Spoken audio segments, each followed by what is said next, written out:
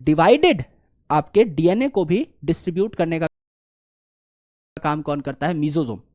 यहां पे कुछ और भी बॉडीज पाई जाती हैं जिन्हें इंक्लूजन बॉडीज कहा जाता है।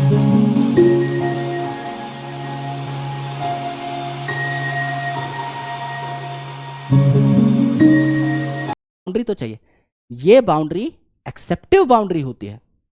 किसी और मेम्ब्रेन से कोई सामान पैक होके आ रहा है ना हमारे सेल पे, फटाफट ये जो वेसाइकल है जिसमें सामान पैक होके आ रहा है, ये फ्यूज हो जाएगी हमारी मेन मेम्ब्रेन से। क्योंकि दुनिया की हर मेम्ब्रेन, सेल वॉल में बहुत डिफिकल्टी है मेरे भाई। सेल वॉल हर ऑर्गेनिज्म की अलग अलग है। प्लांट में देखोगे सेल्यूलोज की बनी हुई है, अगर आप एल्गी में देखोगे जो कि एक प्लांट है उसमें भी आप देखोगे गैलेक्टेंस है, मेनेंस है, कैल्शियम कार्बोनेट है। अगर आप आर्कीबैक्टीरिया की बात करोगे सूडोम्यूरिन है, अगर आप बात करोगे यू बैक्टीरिया की पेप्टिडोग्लाइकन है, फंगस देखोगे काइटिन है। हजारों अलग अलग तरीके की सेल वॉल है। सेल मेम्ब्रेन दुनिया के किसी भी ऑर्गेनिज्म की is always protein and lipid, always. Why? Because we want them to fuse together. मुझे अपने सेल से किसी और सेल में कोई सामान भेजना है, मैं फटाफट एक वेसाइकल बनाऊंगा, एक गोला बना के पैक करके आगे छोड़ दूंगा। This is called as secretion process. मैं अपने सेल से कुछ सिक्रीट कर रहा हूं सामान पैक करके मेम्ब्रेन में, तो कहीं और जब वो सामान जाएगा तो उस सेल की मेम्ब्रेन से इज्जत से फ्यूज हो जाएगा, कोई डिफिकल्टी नहीं होगी।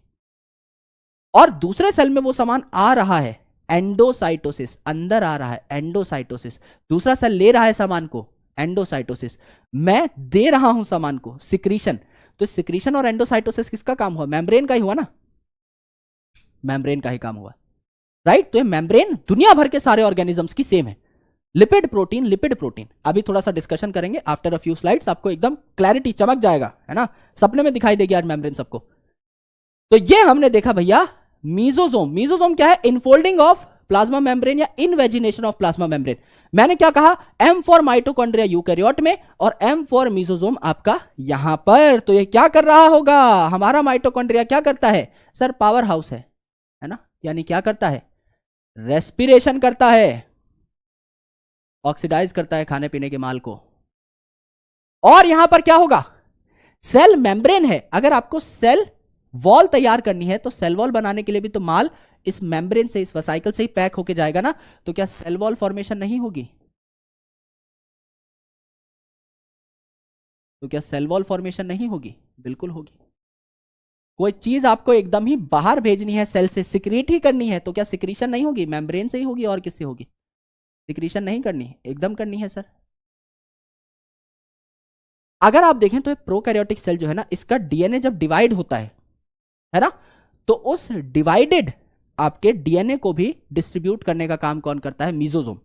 समझिए, इसी डायग्राम में नहीं इनकॉर्पोरेट करेंगे। देखिए, ये आपका एक सेल है, ये इसकी इनफोल्डिंग है मीजोजोम, यहां आपका डीएनए है। ये डीएनए जब डिवाइड हुआ, दो कॉपीज बनी, तो ये मीजोजोम भी आपका इस प्रकार से और फैल जाता है और एक बार इनफोल्ड हो जाता है। तो क्या हुआ यहां पर एक जो आपका मीजोजोम था, ये इस डीएनए को लेकर इस साइड चला गया, और ये जो मीजोजोम था इस डीएनए को लेकर इस साइड चला गया। यानी रेप्लिकेशन और डिस्ट्रीब्यूशन में मीजोजोम का हाथ है। एक आपका जो ट्यूब्यूल है एक को पकड़ लेगा, है ना, इधर आ भाई तेरे को मैं बताता हूं, और दूसरा दूसरे डीएनए को पकड़ लेगा, इधर दूसरे पोल पे चलो, जल्दी वहां से हटाओ। तो दोनों अलग अलग पोल पे जाओगे ना यार।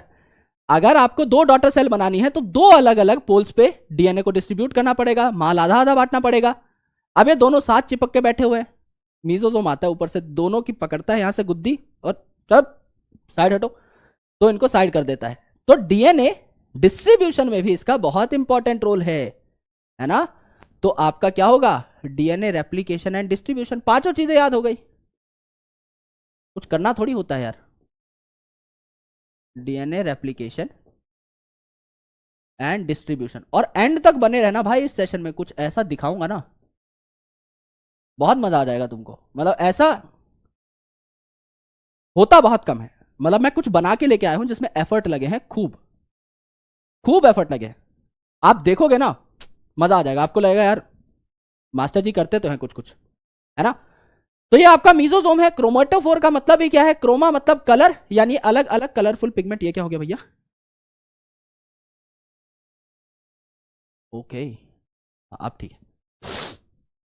तो अलग अलग कलरफुल पिगमेंट यहां पे होंगे तो फोटोसिंथेसिस में हेल्प करेगा, राइट। क्योंकि कलरफुल पिगमेंट क्या करेंगे? पिगमेंट का काम क्या है? खाना बनाना। तो ये क्या करेंगे? फोटोसिंथेसिस में हेल्प करेंगे।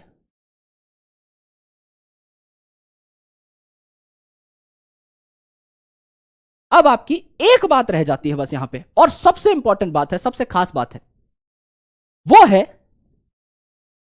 Inclusion bodies. यहां पे कुछ और भी बॉडीज पाई जाती हैं जिन्हें इंक्लूजन बॉडीज कहा जाता है। अब मेम्ब्रेन बाउंड ऑर्गेनेल तो है नहीं आपकी प्रोकैरियोटिक सेल में, तो यहां पर क्या होता है, काफी सारा एक जैसा सामान ना एक जगह पे इकट्ठा हो जाता है। जैसे फॉस्फेट मॉलिक्यूल्स कई सारे एक जगह इकट्ठे हो गए, इसको कह दिया फॉस्फेट ग्रेन्यूल।